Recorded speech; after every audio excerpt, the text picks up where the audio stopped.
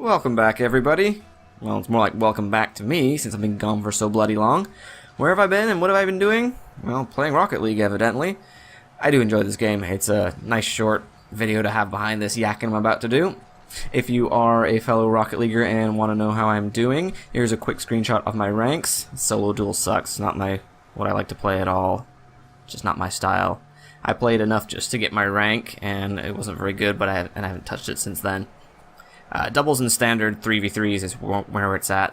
That's where I spend most of my matches. It's the same as most other people as well. So if my rank is up at Challenger 2. I'm not the best player in the world, clearly, but I definitely don't suck as well. So just somewhere in the middle. That's where I kind of like to be.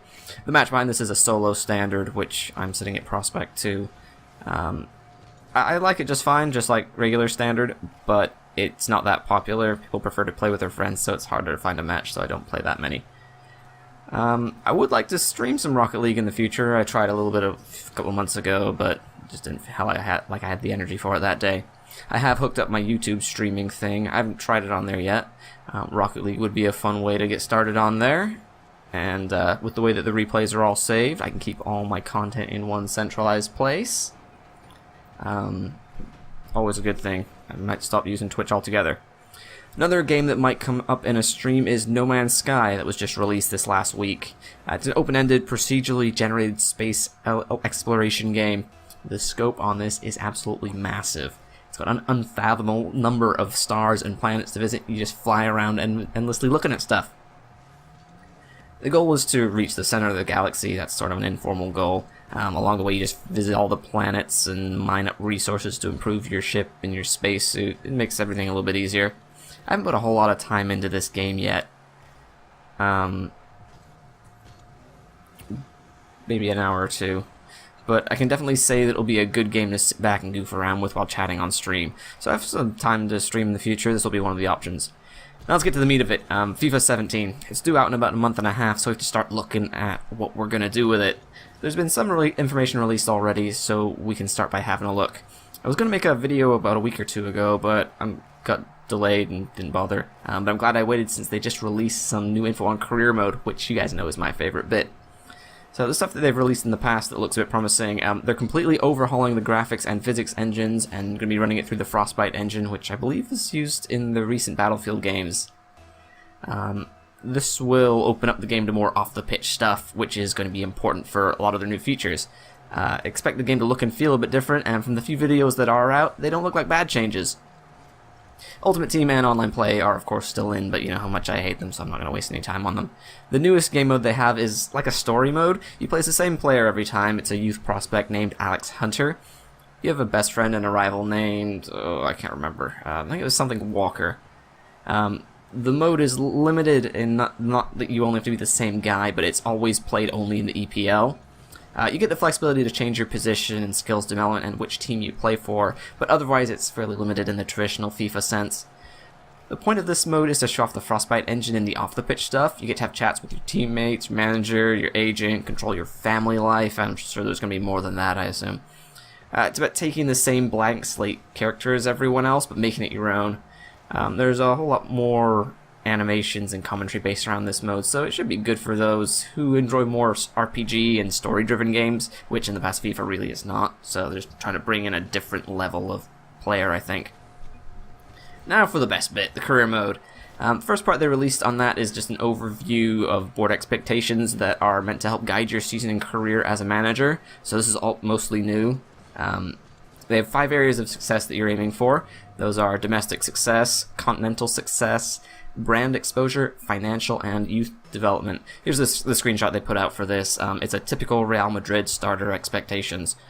The domestic success for them would be the league and national cups, so nothing too different from what they've seen before. Continental success would be your European Champions League or American, whatever their Champions League is. Asia has one too. So European Champions League is the most obvious example of that, and it's what they're given on for Real Madrid. This next screenshot has more detail on that.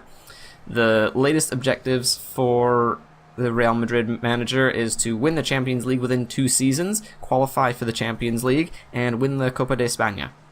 Now, obviously, in order to win the Champions League, you have to qualify, so that's a pretty simple goal. They're expected to be one of the top contenders for Champions League because they're Real Madrid, so if they didn't qualify, that would be a shock.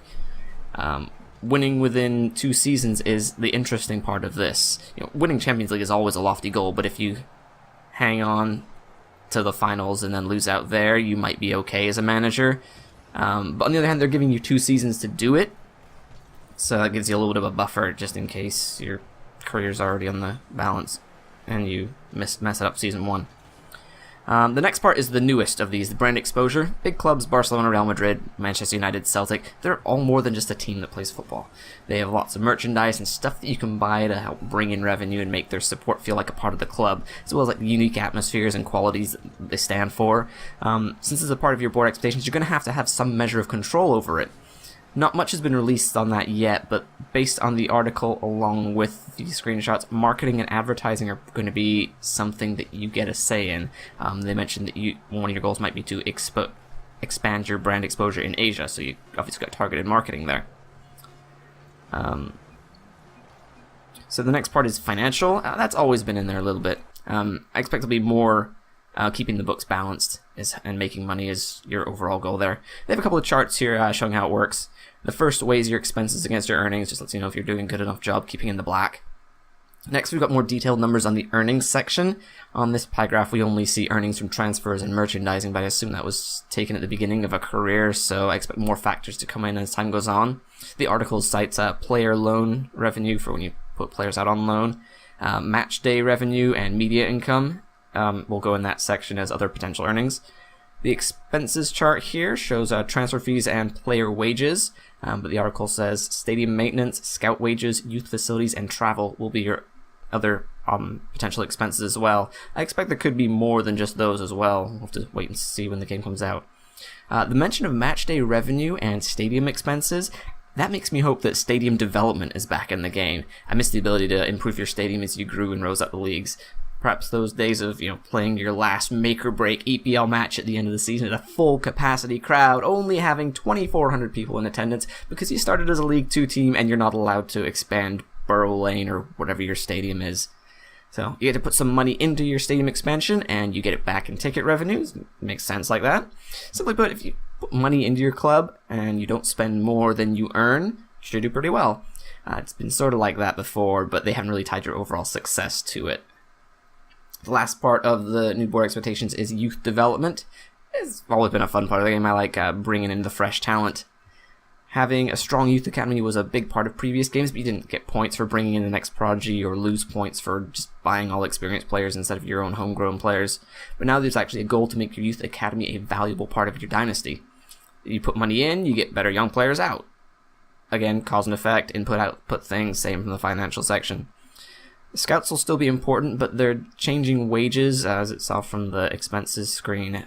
Makes me think you'll still have different scouts, but I think the way they work might be a little bit different. The new graphics engine is also going to be bringing in more active and involved managers. You had a manager guy standing on the sidelines in the past, but he didn't really do much. A few of the EPL clubs have their managers rendered.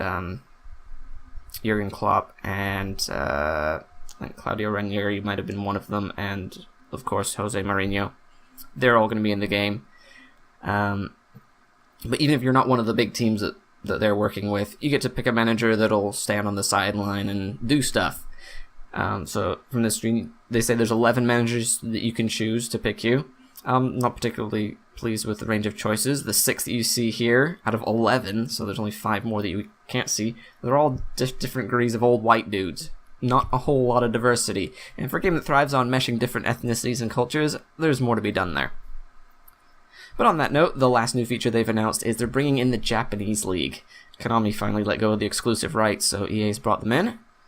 I'm not overly excited about it. It's not a big deal for me, to be honest. But the screenshot that they've added allows for some compare and contrast. We get to look at the starting manager board expectations for Gamba Osaka out of Japan.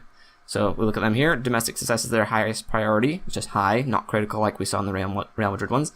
I expect domestic success to be the most important thing for most clubs. Continental success and brand exposure have medium priority for them, which makes sense for a middle-of-the-road Asian side. Making money and developing the youth are not important for them at all. So let's compare that to Real Madrid side by side. Real Madrid has domestic and continental success as critical to a manager's success, as well as the brand exposure. They don't care much about the books, but their youth development is still a big part of their outlook as well. So, just showing comparison about the big and the small leagues. Lots of critical components for a huge team, but a middle-of-the-road team. They've got their goals, but not in as many regions as the powerhouses. I still want to see how the Minnow League 2, Irish League, all the little teams are going to look in comparison to those. That's about all we have for FIFA 17.